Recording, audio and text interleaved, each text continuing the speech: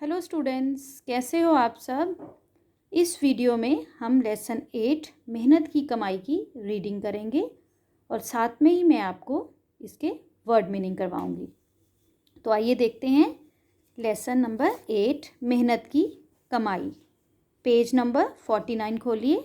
ये एक प्रेरक कहानी है, इससे आप लोग बहुत कुछ सीखेंगे। पुराने समय की बात है, एक गांव में मंगू नाम का एक किसान रहता था। वह बड़ा मेहनती था। सुबह होते ही वह अपने बैलों को खेत में ले जाता और अपने काम में लग जाता। तो कौन था? एक मंगू नाम का एक किसान था। वो क्या था? बड़ा ही मेहनती था। सुबह होते ही वह अपने बैलों को खेत में ले जाता और अपने काम में लग जाता। एक दिन मंगू अपने खेत में काम कर रहा था तो उस इलाके के राजा अपने घोड़े पर सवार होकर उसके खेत के पास से गुजर रहे थे। तभी अचानक मंगू को लगा जैसे घोड़े से कोई चमकती चीज़ नीचे गिरी। मंगू ने तुरंत जाकर देखा तो राजा का हीरों का हार था जो उनके गले से गिर गया था। क्या कर रहा था मंगू? खेत में काम कर रहा था, तो वहीं से राजा के घोड़े राजा अपने घोड़े पर सवार होकर खेत के पास से गुजर रहे थे। तभी अचानक मंगू को लगा कि जैसे घोड़े से कोई चमकती चीज़ नीचे गिरी। महाराज, महाराज, मंगू ने ज़ोर ज़ोर से कई बार आवाज़ें लगाई, लेकिन राजा दूर निकल चुके थे। मंगू ने हार उठाया और पास के एक पेड़ की टहनी पर लटका दिया। शाम को अपना काम खत्म करने के बाद उसने हार को टहनी से उतारा और राजा के महल चला गया।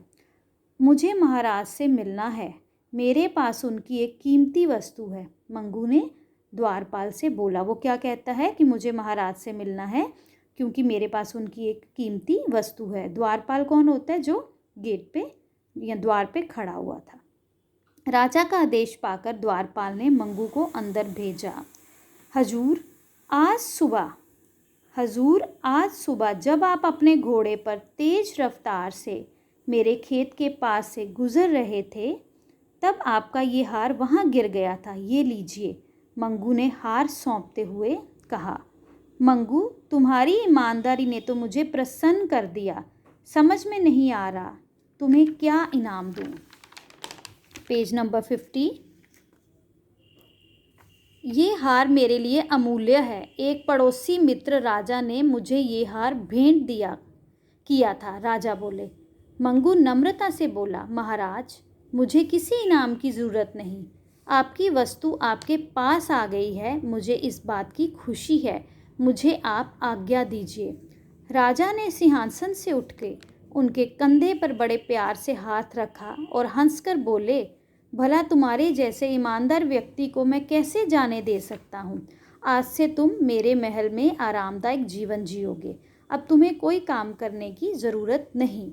तो राजा उसकी ईमानदारी से बहुत खुश होते हैं और उसको बोलते हैं कि तुम्हारे जैसे ईमानदार व्यक्ति को मैं नहीं जाने दे सकता, तुम मेरे ही महल में एक आरामदायक जीवन जियोगे। अब मंगू राजा के महल में रहने लगा।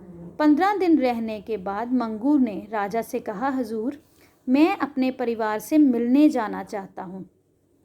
क्यों नहीं, अवश्य जाओ, राजा बोले। तो राजा उसको परमिशन दे देते हैं। मंगू आज्ञा लेकर अपने घर आ गया। कई दिन गुजर गए, लेकिन मंगू महल में वापस ना लौटा। मंगू को लाने के लिए राजा ने सिपाही भेजे। सिपाहियों ने जाकर देखा, मंगू अपने खेत में काम करने में मगन था। सिपाही उसे राजा के पास ले गए। मंगू, तुम अपने परिवार से मिलने गए थे, लेकिन तुम वापस क्यों नहीं लौटे? राजा ने बड़ी हैरानी से पूछा। मंगू हाथ जोड़ता हुआ बोला, महाराज, मैं आपका एहसानमंद हूँ कि आपने मुझे महल में ठाट बाट से रहने का सुख दिया, लेकिन हजूर, अपने खेत में मेहनत करके जो सुख मुझे मिलता है वो महल में निठल्ला रहकर नहीं मिला। ऐसे तो मेरा शरीर कामचोर और नकारा हो जाएगा। इसलिए मुझे आप क्षमा कर दें। तो जब महाराज उससे पूछते हैं कि तुम वापस क्यों नहीं आए, तो आगे से देखो नंदू ने क्या आंसर दिया कि ऐसे तो महल में रहकर निठल्ला रहकर मेरा जो शरीर है वो कामचोर और नकारा हो जाएगा, और इसलिए मुझे अपने काम खेतों में काम करके ही खुशी मिलती है। तो मुझे क्षमा कर दे महाराज, मैं मतलब महल में नहीं रह सकता। मंगू की ये बात सुनते ही राजा बोले, शाबाश मंगू, मुझे तुम पर गर्व है, लेकिन तुम्हें मेरा एक आदेश ज़रूर मानना पड़ेगा। तो क्या बोलते हैं उसको कि शाबाश, मुझे तुम पे गर्व है, लेकिन तुम मेरी एक आज्ञा मानोगे। आज्ञा कीजिए सरकार, मंगू ने हाथ जोड़ते हुए कहा। इस तोहफे को लेने से मना मत करना, वरना मेरा दिल टूट जाएगा। ये कहते हुए राजा ने अपने हाथ में पहना एक कीमती कंगन उतारकर उसके हाथ में पहना दिया। मंगू खुशी खुशी विदा लेकर अपने घर वापस आ गया। तो इससे हम क्या सीखते हैं कि मेहनत करके जो सुख मिलता है वह निठल्ला रहकर नहीं। जैसे वो राजा के दरबार में रहने लगा तो वहाँ पे उसको कोई काम नहीं होता था, तो सारा दिन वो आराम की ज़िंदगी जीता, सारा टाइम मतलब फ्री रहता, लेकिन उसको नंदू को उस चीज़ में खुशी नहीं मिली, क्योंकि उसको जो मज़ा उसको अपने खेतों में मेहनत करके आता था, उसको राजा के महल में फ्री रहकर वो मज़ा नहीं आ रहा था। तो प्यारे बच्चों, इस कहानी से हम ये सीखते हैं कि जो मेहनत में सुख है वो फ्री रहकर नहीं। तो तुम लोगों को भी क्या सीखना है इससे, कि तुम लोगों को भी मेहनती बच्चे बनना है। आइए अब हम इसका शब्द अर्थ करते हैं। मेहनती, परिश्रमी, वस्तु, चीज़, निठल्ला, बेकार, एहसानमंद, किए गए उपकार को मानने वाला, आदेश, हुक्म या आज्ञा, तोहफा, उपहार, क्षमा, माफ़ी, रफ्तार, गति, ठाट बाट, शान शौकत, नम्रता, नम्र होने का भाव, अमूल्य, जिसकी कोई कीमत ना हो।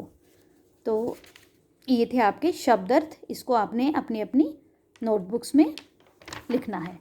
और इसमें देखिए क्वेश्चन आंसर्स हैं, सोचिए और बताइए। ये पेज नंबर 49 है। मंगू इस हार का क्या करेगा? अपने घर ले जाएगा, राजा के महल ले जाएगा। तो ये वाला ऑप्शन सही है, राजा के महल ले जाएगा। उसके बाद देखिए पेज नंबर 50 पर, अब राजा मंगू के साथ क्या करेंगे? उसे सज़ा देंगे, उसे उपहार देंगे, उसे उपहार देंगे। तो ये थी रीडिंग और वर्ड मीनिंग लेसन 8 के। अपनी नेक्स्ट वीडियो में मैं आपको बुक वर्क और प्रश्न उत्तर करवाऊंगी। Thank you. Have a good day.